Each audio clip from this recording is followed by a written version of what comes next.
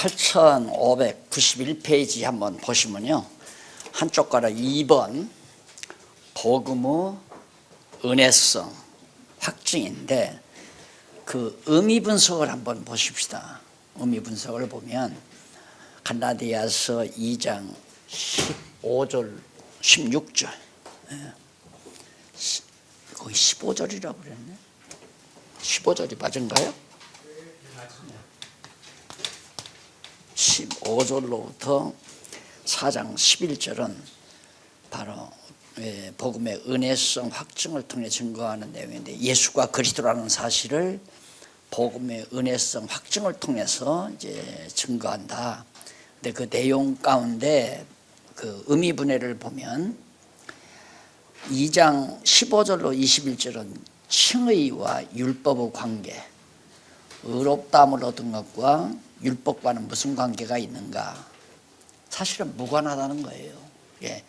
칭의와 율법은 무관하다 관계를 말하지만, 그 다음 성령과 율법과도 무관하다.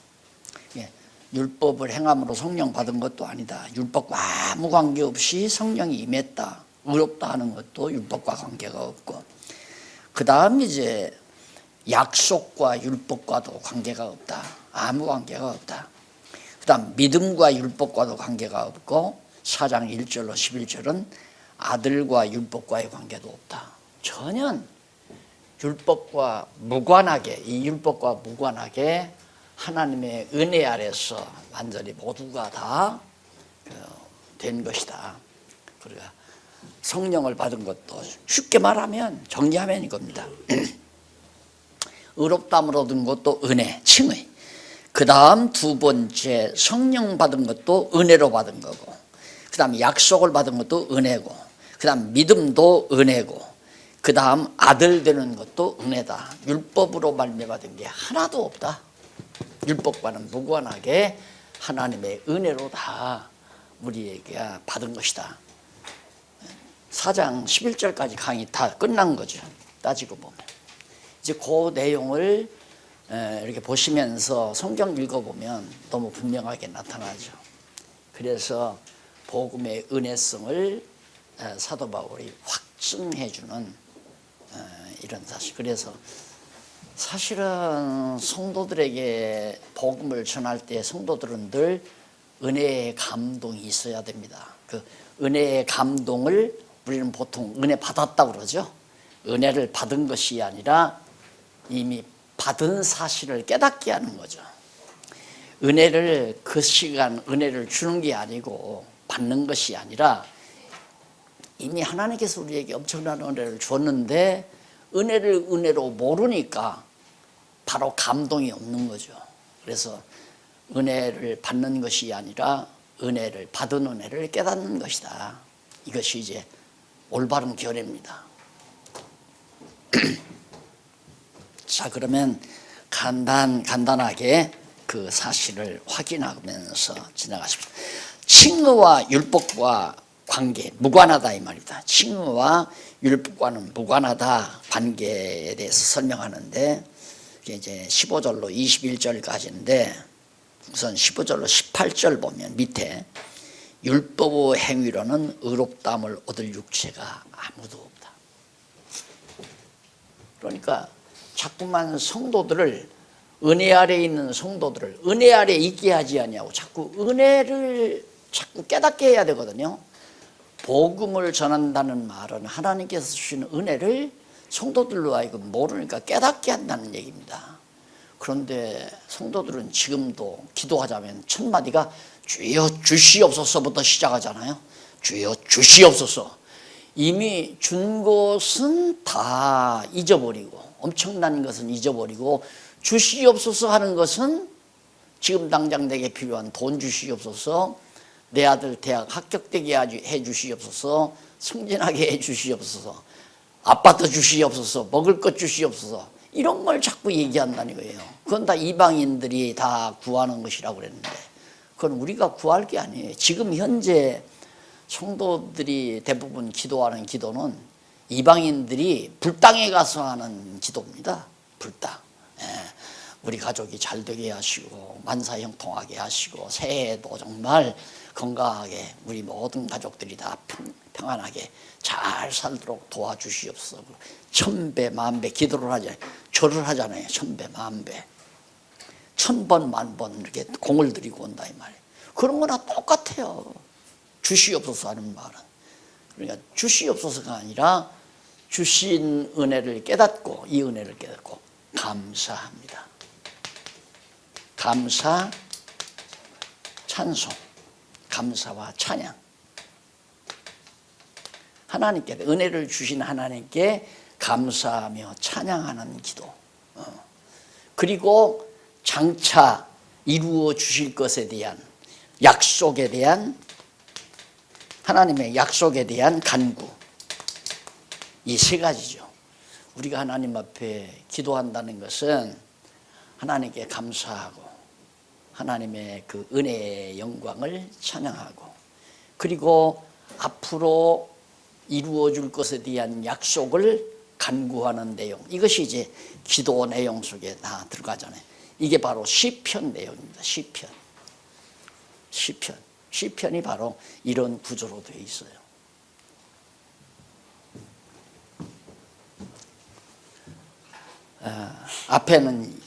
시편 앞에는 약속 말하고 그 다음 이루어 줄 것에 대해서 감사와 간구를 계속하면서 그 다음 마지막 할렐루야 찬송으로 찬양으로 끝나는 것이 시편 150편의 전체적인 구도예요.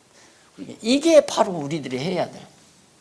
그러니까 성도들로 하여금 이렇게 하도록 가르치는 것이 올바른 교사죠. 감사가 없으니까 행복하지 않잖아요. 행복하지 않으니까 찬양도 없고 하나님 찬양할 줄도 모르고 자기를 자꾸 자랑하고 자기를 내세우려니까 욕심에 차 있는 거고 감사 모르니까 하나님의 은혜를 어떤 은혜를 받았는지를 복음을 모르니까 감사가 없고 그러니까 불행한 행복하지 않은 거예요. 그리고 간구는 아까 말한 대로 다 이방민들이 구하는 것 뭘 먹을까 무엇을 마실까 어떻게 살까 이런 것들은 다 이방인들이 구하는 것이다. 예수님이 그랬잖아요. 너희는 그 나라와 그 의를 구하라. 하나님께서 이 땅 위에 하나님의 나라 교회를 세워주실 것을 약속했잖아요. 그 나라와 그 의, 하나님의 나라 교회, 하나님의 나라와 하나님의 의, 예수 그리스도가 하나님의 의로 오셨으니까 머리 대신 그리스도와 교회를 간절히 간구하는 교회가 이루어지기를 바라는 이것이 바로 우리의 기도가 성도들의 기도가 되어야 된다. 한국 교회가 정말 이렇게만 되면 얼마나 좋을까요? 진짜 주일날이면 각 수많은 교회당들에게서 12시에 이 절대적인 진정한 은혜의 복음만이 전파되어지는 진정한 은혜의 복음만이 전파되신다면 성도가 다 이렇게 자기 뜻을 구하는 것이 아니라 하나님의 뜻을 간구하고 하나님의 은혜에 감사하며 하나님 여호와의 이름을 찬양하는 그런 성도들의 모습으로 이렇게 변화되어져 가는 그런 한국 교회 성도들이 됐으면 하는 그런 꿈이 항상 그런 바람을 저는 늘 가지고 있습니다. 왜? 하나님은 반드시 그 방향으로 인도해 가시기 때문에 그냥 율법과 관계없다. 율법의 행위로는 의롭다함을 얻을 육체가 한 사람도 없다. 그런데도 자꾸만 율법 아래로 또 하나님 성경에 율법이 모자라니까 또 목사님들이나 총회에서 모여서 법을 또 만들지 않아요. 이 율법이 모자라니까 법을 더 만들어서 율법 플러스 헌법. 이게 얼마나 두려운 사건인가를 한번 가만히 생각해 보십시오. 이게 얼마나 두려운 사건인가. 여기서도 해방을 시켜야 되는 우리가 도리어 참 어줍지 않은 법을 만들어서 거기 둘을 갖다가 성도들을 완전히 부자유하게 노예로 만들어버리는 그것이 목회가 이것에 대한 두려움이 이 성경 연구 마지막 요한계시록까지 쓸 때까지 그 두려움이 저를 엄습했다는 사실을 고백드립니다. 이건 아니에요. 천하 없어도 아니, 목이 달아나도 이건 아니라 이 말입니다. 근데 우리 이렇게 하고 있잖아요, 지금. 헌법도 뭐냐, 율법도 모자라서 이 헌법을 더 만들어가지고. 인간은 법을 만들 능력이 있는 존재가 아니에요. 성경에 있잖아요. 법 제정자는 하나님밖에는 없다고. 하나님이 만든 법도 폐해버리고 완전히 자유를 줬는데, 하나님께서 의대로 자유함을 줬는데, 그런데 우리 인간은 하나님이 만든 법을 되살려놓고 자기들이 또 법을 더 만들어서 성도들을 완전히 노예로 만들어버리는 게 목표겠느냐 이 말이죠. 빨리 이거 벗어나야 돼요.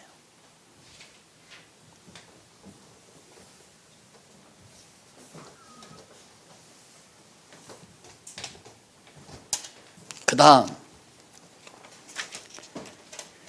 19절로 21절에 보면 율법을 향해 죽은 것은 믿음 안에서 사는 것임을 말합니다.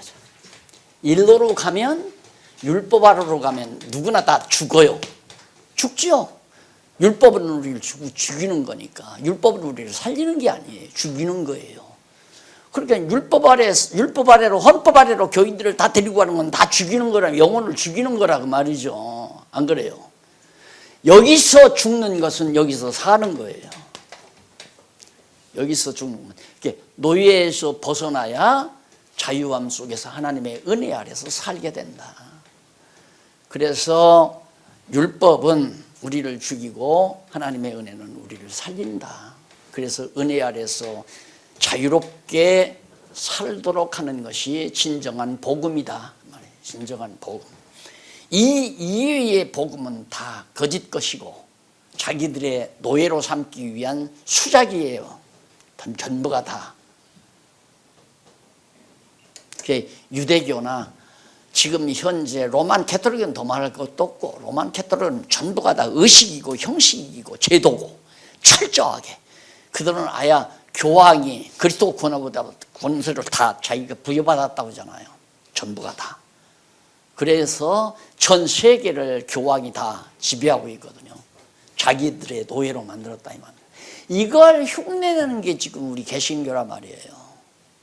종교개혁을 일으켜놓고 어떻게 할 수가 없으니까 그걸 흉내내고 있는 거예요. 그게 총회, 노예, 당회 아니에요? 총회, 노예, 당회. 당회 밑에 속회, 각 속회, 각 또 구역 이런 거 다 쫙 만들어 놓고 거기서 전부 다 걷어잡아서 당회장의 말에, 더 나가서는 노회장 말에, 더 나가서는 총회의 지배에 다 온 교회가 복종하고 순종하고 살도록 그렇게 만들어 놓는 것이 오늘 개신교의 체제들이란 말이에요.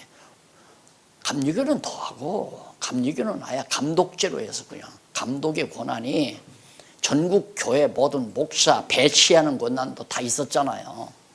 어디 예를 들어 1000명이 모이는 교회 목사가 비었다. 그럼 그 교회 목사 누구를 보내느냐 권한이 감독에게 있었어요. 근데 요즘에는 그걸 이제 잘 안 되니까 좀 우리 장로교 형식으로 좀 바꾸고 가는가 보더라고요. 우리는 이런 속에 폭발해서 그런 제도 속에 빠져서 살아왔기 때문에 그거 이상은 우리가 생각이 안 되죠. 그러나 성경을 연구하다 보면 이게 얼마나 어두운 짓이고 사악한 짓이고 행포가 극심한 잘못된 제도인가를 그냥 깨닫게 되잖아요. 그건 하나님의 은혜를 무시한, 하나님의 능력을 무시하는 행위란 말입니다. 교회 머리 되신 그리스도의 권한을 무시하는 행위고, 머리 되신 그리스도께서 성령을 보내서 성령의 능력의 은혜로 성도들을 다 인도하시고 주관하시고 감동을 해서 살아가게 하시는 정말 자유로운, 은혜 안에서 자유로운 성도의 생활인데, 하나의 종교적인 제도나 형식이나 의식을 만들어 놓고 거기다가 다 가두어 놓는 잘못된 교회의 모습을 만들어가고 있다. 자, 그 다음 넘어가서 성령과 율법과는 그럼 무슨 상관이냐. 성령과 율법, 앞에는 칭의와 율법이죠. 칭의와 율법. 그런데 성령과 율법, 성령이 뭐 율법에 의해서 율법을 행하니까 성령이 오셨나요? 그거 아니잖아요. 그래서 1절로 4절에 보면 3장 1절로 4절에 보면 성령을 받은 것이 율법의 행위로 말미암지 않은 걸 역설합니다.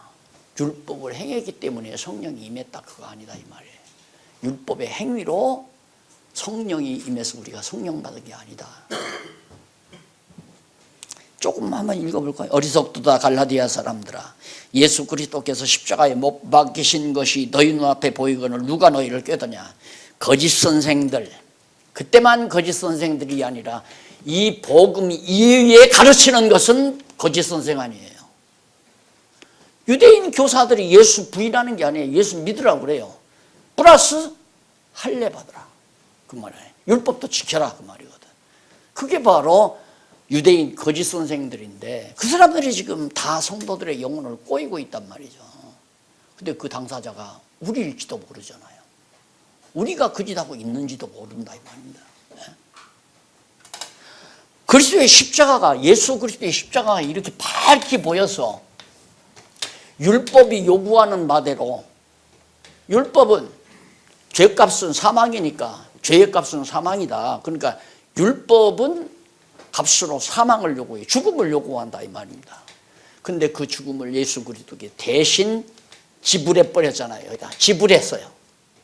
율법의 요구를 예수님이 대신 지불해 버렸다 이 말입니다. 그러니까 우리는 죽지 않고 살 수밖에 없잖아요. 율법에서 해방시키려고. 내가 지금 감옥에 5억이라는 돈을 갚지 못해서 감옥에서 지금 생활하고 있어요. 그런데 우리 회장 목사님이 5억을 당장 가지고 법원에 가서 지불을 해서 이 박 목사가 사기친 돈 5억을 내가 갚을 테니까 석방해 주시오. 법원에서는 당연히 5억 받았으니까 나를 석방해 줄 거 아닙니까? 바로 그거예요. 나를 율법이 안 놔줘요. 죽이려고. 안 놔준다 이 말입니다. 왜? 너 인마 죽음을 지불해라. 너 죄 졌으니까 죽음 지불해라. 그 말 아니에요. 그래 내가 죽어주마 하고 예수님이 대신. 그런데 우리는 이제 예수께서 뭐 십자가 지고 나를 죽으니 너는 나를 무엇을 주느냐. 그 찬송은 불러요. 그런데 이 십자가 사건에 대한 은혜를 성도들이 망각하고 산다 이 말입니다. 그걸 잊어버리고 살아요. 그리고 욕심만, 축복만 자꾸 얘기한 통에 교사들이 이러면 복 받는다 저러면 복 받는다 자꾸 복에 대한 얘기만 했기 때문에 성도들의 마음속에는 허풍선이처럼 풍선이 들어가 앉아 있어요. 그래서 벌써 교회 와서 엎드리면 주여 주시옵소서부터 시작한다고 내가 그랬잖아요. 주시옵소서. 그러니 무슨 은혜의 감동이 있겠어요. 정말 그리스도께서 내 대신 십자가에서 죽으신 사건을 정말 은혜로 깨닫는다면 더 이상 주시옵소서를 못하죠. 하나님 앞에 뭘 더 달라고 그래요. 안 그래요? 만족해야죠.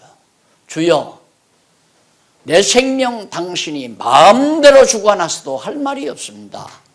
왜? 내 생명은 당신의 죽음을 지불하고 얻은 생명이기 때문에 당신 것입니다. 그거 아니에요.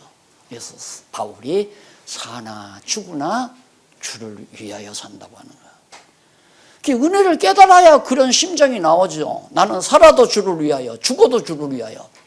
그런데 우리는 살아도 나를 위하여 죽어도 나를 위하여 그거 아니에요. 예수를 믿는다면서도 살아도 나를 위하여 죽어도 나를 위하여. 죽을지언정 나는 돈을 벌겠다. 그거 자기를 위하여 사는 거 아니에요. 사는 것도 죽음도 자기를 위해서, 사는 것도 자기를 위해서. 그런데 우리는 정말 사나 죽으나 주를 위해 살아야 되잖아요. 그것이 어떻게 내 마음대로 되느냐 그 말이에요. 그걸 깨달아야, 하나님의 이 엄청난 은혜를 깨달아야 그렇게 돼주는 거죠.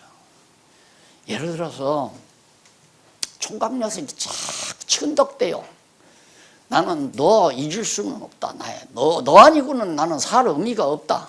그래도 아가씨가 말을 안 들어, 처녀가. 그런데 여름에 같이 이제 해수욕을 즐기러 갔는데 여자가 수영을 못해가지고 바다에서 빠져서 막 허우적댄다 이 말이에요. 저 바닷 가운데서. 그런데 이 총각녀들이 쫙 들어가더만 죽을 힘을 다해서 가가지고 건져내 왔어요. 이 아가씨가 결혼 승낙하겠죠. 야, 정말 나는 그때 꼭 죽었는데. 왜 죽었어요? 내려다보 놓고 보니까 완전히 그냥 실신해 버렸어요. 덕분에 총각이 그냥 막 입에다 대고 키스를 하면서 샥 불어대니까 살아나 버렸잖아요. 죽어도 살아도 나는 당신 여자다. 그러나 똑같잖아요. 왜 살아요? 뭐 때문에 살아야 돼요, 우리가? 왜 고생해야 돼요? 무엇 때문에 우리는 고통을 당해야 돼요? 이분 때문에 당하는 거예요. 그 신앙이, 그런 믿음이 내게서 나오는 것이 아니라 하나님의 은혜의 능력이 우리에게 그런 감동을 주어서 하게 하신다 이 말입니다. 목표는 그렇게 해야 되잖아요. 우리가 교인들의 신앙을 그렇게 길러가야 한다. 그래서 율법 행위로 말미암아 절대 성령을 받은 게 아니고, 그 다음 5절로 9절에 보면 아브라함의 예를 들어요. 이방인이 믿음으로 복을 받음을 확증합니다. 아브라함이 믿음으로 의롭다함을 얻었느냐, 행위로 의롭다함을 얻었느냐? 아브라함도 믿음으로 말미암아 의롭다함을 얻은 거예요. 행위로 된 게 아니에요. 내가 늘 창세기 강의할 때도 말씀드렸지만, 내년 이맘때에 내 아내가, 야, 너 지금 있는 그 이스마엘은 내 유업을 이을 자 아니야? 그건 종의 몸에서, 여종의 몸에, 노예의 몸에서 태어난 자식이다, 이스마엘. 그게 지금 이슬람 국가 아니에요. 그 후손들이. 근데 그건 내 유업을 이을 자가 아니다. 내가 내 아내 사라에게 아이를 가질 수 없는 사라지만은 내년 이맘때에 아들을 낳아주마. 이름을 이삭이라 하라. 아브라함이, 아유, 그냥 있는 놈이나 잘 크게 해주세요. 이스마일이나 그냥 잘 크게 해달라고. 지금 내 나이가 얼마인데, 아내도 이미 다 기능 다 저하됐는데 무슨 애 아들입니까? 안 믿어요. 너 왜 웃어? 그러니까, 나 안 웃었습니다. 아니야, 웃었느니라. 비웃었어요, 하나님을. 얼마나 안 믿었으면 비웃잖아요. 아내도 비웃고 아브라함도. 그런데 몇 개월 지나니까 아내의 배가 불러오니까 저 여자가 점점 뱃살이 찌나 배에 기름이 있기나 아니에요. 7, 8개월 지나니까 꿈틀거리잖아요, 뱃속에서. 진짜네? 믿음이 와요. 그 믿음이 온 하나님께로부터 믿음을 주어요, 하나님이. 그 믿음이 아브라함에게 들어갔단 말입니다. 그 나중에는 이삭이 큰 다음에, 아브라함아, 너 이삭 내가 지시한 땅에서 드려. 그러니까 네, 당장 이삭 데리고 장장 메워서 모리아산으로 가잖아요. 왜? 이삭 하나님께서 유업을 이을 자로 정했으니까 하나님이 이삭을 안 죽이고 이삭 대신에 제물을 준비해 놨을 거다. 이게 믿어요. 그게 바로 뭐냐? 하나님께서 예비했다, 미리 준비했다는, 뭐라고 그러죠? 여호와 이레. 여호와 이레 하나님을 예비하셨다. 그대로 되잖아요. 믿음대로 돼요. 하나님이 주신 믿음으로 믿는 믿음은 그 믿음대로 반드시 이루어진다. 그래서 믿음은 바라는 것들의 실상이요, 보지 못하는 것들의 증거가 된다. 이 믿음만 오면 끝나는 거죠. 그 은혜로 오는 거란 말입니다. 율법을 행함으로 오는 게 아니라 은혜로 그냥 온 것이다. 자, 넘어가서 10절로 14절에 보면 우리 저주를 대신해서 그리스도가 저주받은 목적을 밝혀줍니다. 설명 다 하죠. 간단합니다. 예수님이 왜 율법의 저주 아래서 죽으셨는가? 내가 받아야 될 저주를, 율법 아래 얽매여 갇혀있는 나를, 내가 율법의 저주 아래 있는 나를 건져내기 위해서, 하나님의 은혜 아래로 이끌어내기 위해서 예수님이 대신 율법의 저주 아래서 죽으셨다. 대가를 지불하셨다 이 말이에요. 그러니까 바로 하나님께서 우리에게 은혜로 주신 것, 이 복음, 은혜로 주신 것은 절대로 성령 주신 것이 우리의 행위로 되는 게 아니다. 여기 나오죠. 성령과 율법과 아무 관계가 없다. 여기 성경 구절 하나 아마 다 여러분들 성경 내용은 다 아시기 때문에 그냥 요지만 말씀을 드렸는데 거기 12절 한번 보십시다. 율법은 믿음에서 난 것이 아니라 이를 행하는 자는 그 가운데서 살리라 하였느니라. 율법은 믿음에서 난 것이 아니라 이를 행하는 자는 그 가운데서 살리라. 율법을 행하는 자는 율법 아래서 산다니까 이 산다는 말을 하는 거예요. 그게 아니에요. 율법을 행하는 자는 율법 안에서 죽어서 산다 이 말이에요. 죽은 인간으로 노예로서 살고 있는 것이다. 율법을 행하는 자는. 그게 율법 지키면 안 되는데 자꾸만 율법을 행하라고 우리가 가르친다 이 말이에요. 이게 답답한 일 아니에요?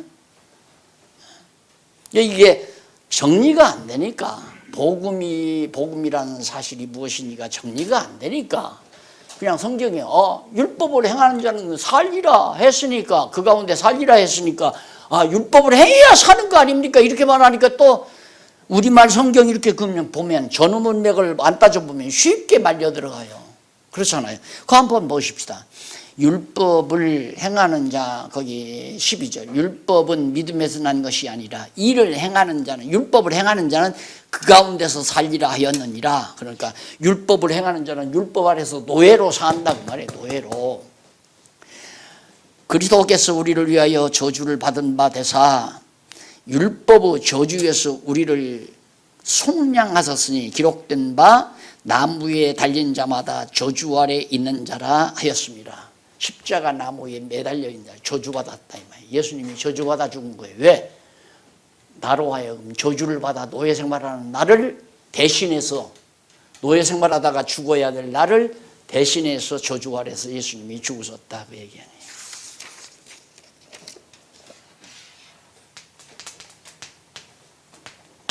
약속과 율법. 우리가 하나님 나라를 약속받지 않았어요. 예. 언약과 약속이 뭐가 다른가? 언약과 약속은 언약하면 그 하나님의 그 섭리에 대한 본질을 우리 인간에게 이제 말씀으로 약속한 그 본질을 설명하는 거고, 약속은 그 언약의 내용물들을 가리키는 거라고 해요. 언약들 하지 않고 약속들이라고 말합니다. 언약은 비교적 단수를 많이 쓰고 약속은 복수를 많이 쓰거든요. 약속은 땅도 약속했고 그 다음 통치도 약속했고 자녀들도 약속하고, 그러니까 세 가지니까 약속들이라고 할 수 있잖아요. 그러나 그 모두를 통칭해서 본질적으로 설명할 때 그것이 말씀으로 약속하는 거다. 그러니까 언약이다라고 하는 본질적 의미를 담은 단어가 언약이라면, 약속은 그 내용물을 설명하는, 언약의 내용물을 설명하는 그런 단어로 약속이라는 말을 사용한다. 그러니까 많은 약속을 하나님께서는 이루어 주시는데 그 약속이 율법과 관계가 있느냐 없느냐. 그럼 아브라함에게 아들 준다는 약속이 아브라함이 율법을 지켜서 얻은 게 아니잖아요. 그때는 율법이 없으니까. 아브라함은 예수님 오시기 전 2000년 전 사람이고 2000년 전 사람이고, 율법은 모세 때 주어지니까 1500년이란 말입니다. 예수님 오시기 전 1500년에 이때 율법이 왔는데 아브라함은 200년 전, 2000년 전 이때 사람이니까 율법과 아무 관계없이 약속을 받은 거라고 말이에요. 그런데 왜 그렇게 자꾸만 율법을 강조하느냐. 우리들이 하나님 나라를 약속받고 하나님의 자녀가 될 것을 약속 다 받고 살아가는 우리들인데 이것이 율법과 무슨 상관이 있느냐 이거죠. 아무 관계가 없다. 여기서 사도 바울은 이걸 430년 전이라고 그래요. 모세 시대 율법은 430년 후에, 아브라함 때로부터 430년 후에 모세를 통해서 주신 율법과 아브라함이 받은 이 약속은 아무 관계가 없다. 내게 하나님께서 아들도 주고 자손들도 번창하게 하고 땅도 허락해 주고 그리고 나라도 다스리게 해주겠다는 약속도 있고 또 아들을 주겠다는 약속도 있고 이스마엘 대신 이삭을 주겠다는 약속도 있고 이런 약속들이 모두가 다 율법과는 무관하게 이루어진 것이다. 자, 15절로 18절 미리 정한 언약을 후에 준 율법이 없애지 못한다고 나오잖아요. 설령 하나님께서 약속을 언약을 했어요. 언약을 했는데 후에 430년 후에 모세를 통해서 율법을 줬는데 율법에 저촉된다고 해서 약속을 포기할 수 있냐? 안 된다 이 말이에요. 도리어 약속에 의해서 율법이 무능해지는 거죠. 무능해지는 거. 그래서 약속과 율법과는 아무 관계가 없다. 3장 19절로 22절 약속으로 유업을 주고 율법으로 죄에 가뒀음을 변론하죠. 하나님께서 유업을 하나님 나라 유업 지금 하나님의 자녀가 되는 유업 하나님의 백성이 되는 유업 하나님 나라에 대한 유업을 우리에게 주는 이유는 율법과 무관하게 준 것이지만은 그걸 주려고 우리들을 다 어디에 율법으로 죄에 가둬놨었다. 여기에 일단은 다 우리가 태어나면 우린 율법 아래 나는 거죠. 다 하나님의 저주 아래 다 나는 거란 말이에요. 저주 아래 태어날 때부터. 그러면 하나님께서는 이 저주 아래 놔둔 것은 이걸 뒤에는 몽학 선생이라고 그래요. 예. 이걸 딱 가둬놨다가 여기서 은혜로 해방시켜서 자유함을 주기 위하여 그래야 은혜가 은혜 되는 줄을 안다 그 말이에요. 자, 우리가 지금 이제 예를 들어서 아이들이 지금 부모 양친 부모를 데리고 살아요. 양친 부모 아래서 살아요. 근데 그건 당연하게 다 알아요. 나만 부모가 있나? 다 부모가 있는데. 그런데 고아원에서 부모 없이 자라던 아이가 미국이나 유럽 같은 부유한 나라에 입양이 돼요. 입양이 돼서 거기서 부모의 따뜻한 사랑을 찾게 된단 말입니다. 그때 그 양부모에 대한 은혜를 느끼게 되죠. 그러니까 부모 밑에 그냥 살면 에덴 동산에서 근본적으로 갑시다. 에덴 동산에서 선악을 알게 하는 과일을 안 따먹고 그냥 하나님은 아담의 하나님이 되고 아담은 하나님의 백성이 되어 아들이 됐다. 그렇게 그냥 산다. 그러면 찬송을 안 해요. 감사도 안 하고. 감사와 찬송이 우러나지를 않아요. 피조 인간 속에서 그게 안 나온다고 말입니다. 그러니까 탕자가 나가가지고 아버지 집에서 나가서 완전히 돼지우리 가서 살다가 다시 돌아오니까 탕자는 기쁘고 즐겁고 아버지에 대한 감사가 넘치고 그런데 아버지 집에서 나가지 않은 큰아들은 아버지에 대해서 불만과 짜증이 가득해요. 작은 아들 탕자가 돌아왔을 때 잔치를 베풀고 좋은 옷을 갈아입히고 금가을끼를 끼고 할 때 큰아들이 밖에서 돌아오다가 일터에서 돌아오다가 그 모습을 보고 나는 달기 새끼 한 마리도 안 잡아주더니만 저 새끼 저거 나가서 다 탕진하고 돌아온 놈 저거 돌아오니까 소잡아서 잔치를 한다. 이게 이제 불만이 가득하다 이 말이에요. 그러니까 아버지가 있다가 너는 내 아들 큰아들 나와 함께 있지 않느냐. 그러나 내 아들은 내 동생은 죽었다가 살아났다. 죽었다가 살아났다. 그러니까 나도 이렇게 잔치를 베풀고 함께 기뻐하는 것이다 라고 큰아들을 타이르잖아요. 그러니까 에덴 동산에서 타락해서 이 세상 저주의 세상에 안 와보면 아까 하면 감사, 찬양, 간구 이게 안 나온다 그 말이에요. 안 나와요. 다 지가 잘났으니까. 내가 하나님 앞에 뭘 구할 거 있어요. 내가 하면 되는 거죠. 내가 잘났으니까. 그런데 나갔다가 돌아와서 은혜를 깨닫고 보니까 아이고 감사합니다. 하나님이 정말 좋으신 하나님이에요. 찬양하고 이제는 내 뜻대로 안 살고 아버지 뜻대로 살래요. 아버지 뜻이 이루어지게 해주세요. 아버지 뜻대로 살게 해주세요. 이런 기도를 당연히 하게 되지는 거죠. 이래야 행복한 거니? 이렇게 살아야 행복하다 이 말입니다. 이게 천국이죠. 천국이라는 것이 물론 영원한 천국이 있지만은 이 땅 위에서 우리가 성도들이 교회에 왔을 때 성도들이 하나님 나라 백성이 된 거 아니에요? 성도들이 행복하게 살아야 돼요.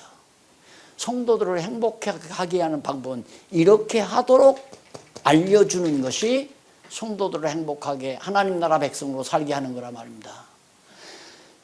이거 고도의 목회학이에요. 솔직히 여러분 솔직히 몇 년씩 참 치사하게 이런 얘기는 하지만 치사하다고 할지 모르지만 몇백만 원씩 등록금 내고 3, 4년 공부하면 이런 진리가 나와요? 이런 강의 들어요? 못 듣죠. 성경을 모르니까 그렇게 못 가르치잖아요. 기껏이야 목회학 가르친다고 강단을 높여라. 강단을 어떻게든지 높일수록 높여라. 그래서 성도들이 고개가 떨어지도록 쳐다보면서 설교를 듣도록 만들어야 그래야 목회 성공한다. 이따구 소리나 가르치고 있고 돈 걷어내는 방법이나 가르치고 있고 사람 잘 통솔하는 하나의 통솔력이나 가르치고 이게 이제 목회학이라고 해서 가르치는 거죠. 그러니 엄밀히 말하면 죄송합니다. 사기술이라고 딱 했으면 좋겠는데 너무 과하다고 할까 봐서 그 말 안 할래요. 이렇게 가리키는 것이 복음만, 은혜의 복음만, 진정한 복음만, 참된 복음만 가르쳐주면 이렇게 돼서 성도들은 천국 생활을 한다. 지상에서도 가난해도 행복하고 부여해도 행복하고 병나도 행복하고 건강해도 행복하고 그 행복이라고 하는 것이 조건에 따르는 것이 아니라 무조건이에요. 하나님의 은혜에 감동되기 때문에 지상의 여건은 차후예요. 돈이 많든 적든 집이 크든 작든 지위가 높든 많든 건강하든 약하든 병나든 건강하든 건강한 몸이든 상관없이 사나 죽으나 항상 행복하게 주를 위해서 사는 진정한 행복인 하나님 나라 백성 삶을 살게 되는 것이다.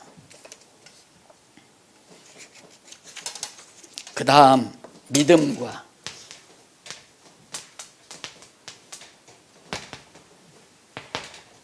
우리는 어렸을 때 교회에서 청년의 토론회를 하게 되면 청년의 이제 토론회를 주제를 목사님 뭐라고 해? 행위냐 믿음이냐, 믿음이냐 행위냐 이래 가지고 일부는 믿음을 주장하고 일부는 행위를 주장하도록 그렇게 해서 이제 토론을 막 나와서 연사들이 나와서 대표 연사들이 나와서 계속 아니다 믿음이다 믿음 그 다음에는 행위다 행위 없으면 죽은 믿음이다 이러면서 어렸을 때 생생해요. 그러면 승리는 말 잘하는 놈이 이기는데 목사님이 떡 나와서 마지막 결론 지어주기를 믿음만도 아니고 행위만으로도 아닙니다. 믿고 행해야만이 올바른 신앙입니다 라고 결론을 내려요. 제목은 믿음이냐 행위냐라고 제목을 줘놓고는 결론은 믿고 행해야 된다 이렇게 결론을 맺어요. 그러니까 토론한 연사들은 바보가 다 되지는 거죠. 그런데 믿음은 율법의 행위와 아무 관계가 없어요. 전혀 관계가 없어요. 왜? 아까 말씀드렸잖아요. 믿음은 내게서 만들어지는 게 아니고 어디서? 위에서 오는 거기 때문에 하나님이 주시는 거기 때문에 믿게 해요. 믿음을 가지도록 해요. 안 믿는 나를 믿게 만드는 것이 하나님의 은혜예요. 그러니까 내가 믿는 것까지라도 은혜로 믿은 거지 율법의 행위로 말미암아 믿어지는 게 아니다. 자, 그러면 아브라함아, 내가 독자 이삭을 데리고 가서 바쳐라, 내가 지시할 땅에 가서 바쳐라 할 때 순종했어요? 아브라함이. 그게 믿음이거든요. 하나님 말씀대로 순종하는 게 믿음이란 말입니다. 그러면 그 믿음이 아브라함이 열심히 내서 믿어진 거냐? 아니에요. 하나님께서 앞에서 내년 이맘때는 네 아내 본처 사라에게서 아들이 하나 나온다. 약속을 했는데 약속대로 진짜 1년 가까이 되니까 앙 하고 이삭이 나와버렸잖아요. 근데 어떻게 안 믿어져요? 와, 진짜 하나님의 약속은 거짓이었구나. 그러니까 하나님의 말씀이 믿어지는 거죠. 그렇죠? 그러니까 우리가 성경만 잘 가르치면 성경 전부 그거 아니에요? 하나님께서 언약하시고 언약대로 이루신다. 그게 바로 믿음을 주는 거예요. 뭘 믿음? 하나님 살아계시다는 믿음. 하나님의 5대 속성에 대한 믿음. 전능성과 신실성과 주권성과 자비성과 영원하신 하나님이 존재하다는 사실이 믿어진다 이 말이에요. 뭘로? 언약하시고 언약대로 하나님이 이루어 주심으로. 이게 믿음이 길러지는 거예요. 그러니 여러분, 이거 다 임상 거친 거라니까요. 제가 한 30년 목회하면서 임상 다 거친 거예요. 틀림없어요. 다 일일이 그냥 쫓아다니면서 사정할 필요도 없고, 믿가슴 믿고 말가슴 말고. 왜? 내가 믿게 하는 거 아니니까. 그냥 성경만 가르쳐주면 그냥 믿어요. 믿어. 그냥 믿고 다각창이 나중에 이제 행위에 다 나와요. 그래서 믿음과 관계없다는 사실을 입증하기 위해서 믿기 전에 율법에 매였다가 믿음으로 벗어났다고. 자, 율법의 노예로 다 우리가 매여 있었지만은 하나님께서 이쪽으로 데려와야 되잖아요. 데려와야 하는데 하나님께서 믿게 해서 거기서 벗어나게 만들어요. 내가 너를. 그러니까 탕자가 돼지우리 가서 노예 노릇하다가 종 노릇하고 있었는데 아버지 집에 가면 먹을 것도 많고 입을 것도 많고 잠자리도 편안하고, 그 아버지에 대한 것을 아니까 설령 내가 차라리 종살이를 해도 아버지 집에 가서 해야 되겠다 하는 믿음이 생긴 거예요. 그 아버지가 믿음을 준 거죠. 그 아들에 대한 믿음을, 아들이 가진 믿음을. 그 믿음이 아버지 집으로 돌아와서 아들로 자유함을 얻게 만드는 거 아닙니까?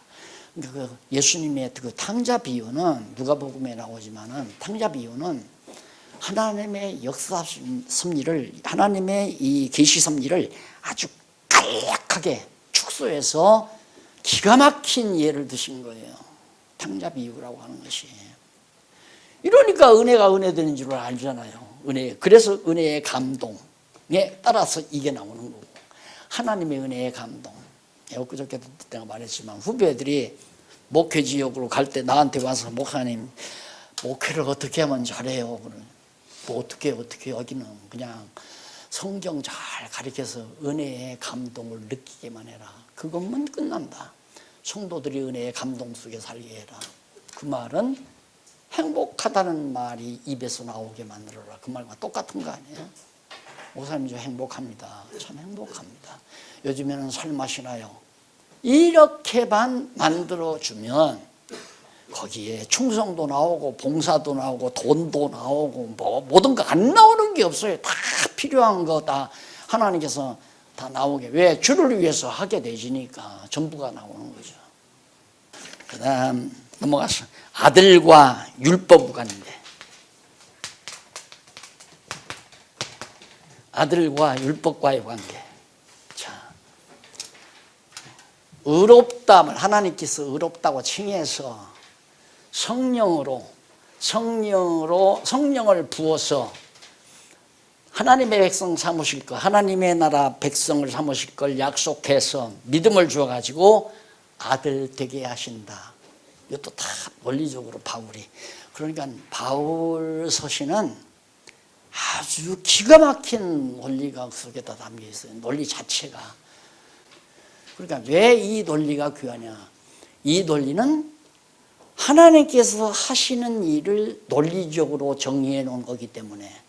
그런데 세속적인 논리는 인간의 이성으로 만들어낸 논리니까 서론도 없고 결론이 없는 놈의 논리예요. 그런 놈의 논리는 배워봤자 배우고 배워도 골치만 아프고 해답이 없어. 그러나 성경에 나타나는 논리는 서론이 분명하고 결론이 딱 떨어져 버려요. 그러니까 그런 살아있는 논리가 없잖아요. 그래서 그런 논리를 어려서부터 배우면서 자라게 되면 유대인과 같은 수재들이 안 나올 수가 없죠.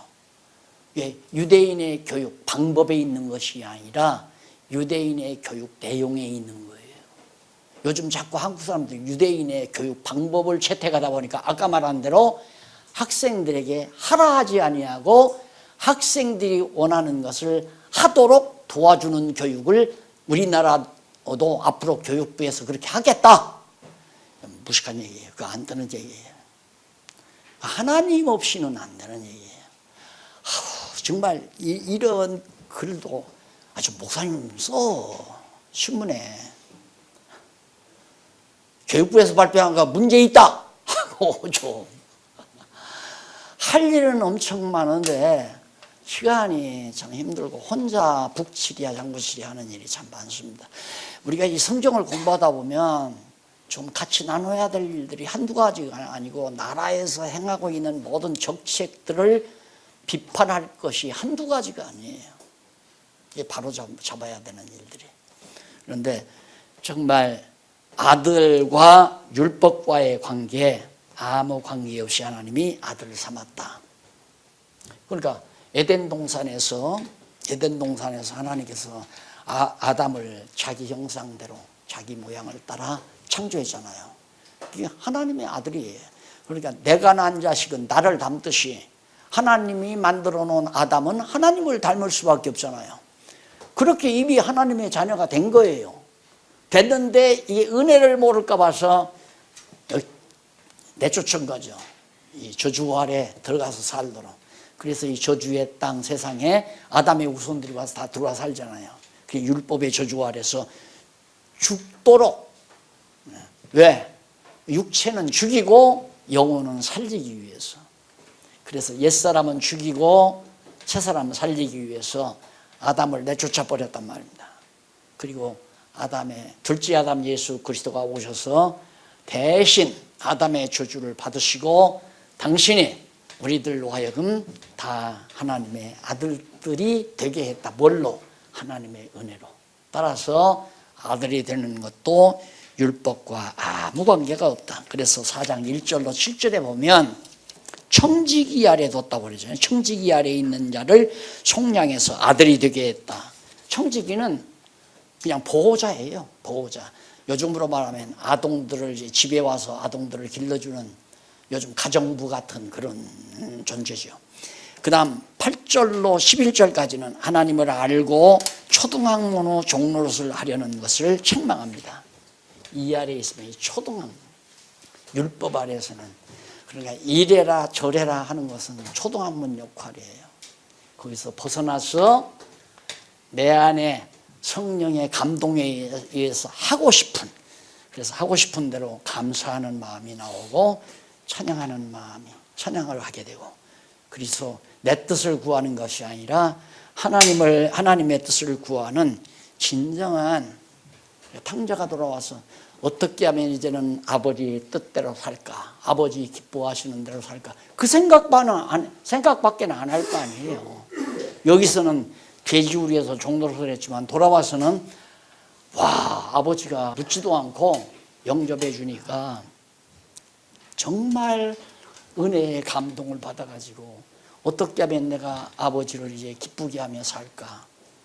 이것이 곧 우리 성도들의 삶의 방향이라고 생각을 합니다. 기도하십시다. 하나님 아버지, 세상이 점점 어두워져 갑니다. 진리가 점점 가리워져가는 이 험악한 시대에 우리를 불러주신 하나님 아버지, 뜻이 어디에 있는가를 저희들이 짐작할 수 있습니다. 하나님 아버지, 오늘 또 진리를 위해서 살아가는 동역자들과 함께 잠시 하루 일과를 같이 보낼 수 있게 하신 걸 감사드립니다. 아무리 거짓 진리가 세상을 어둡게 한다 할지라도 작은 불빛이라도 우리들이 비춰갈 수 있는 귀한 일에 쓰임받게 하심을 참으로 감사드립니다. 무엇보다도 사랑하는 동역자들에게 지혜와 총명을 주시고 진리를 사랑하는 뜨거운 열정을 허락해 주셔서 선한 진리 싸움에 응전하는 슬기로운 종들로 쓰임받게 하시옵소서. 예수님 이름으로 기도드립니다.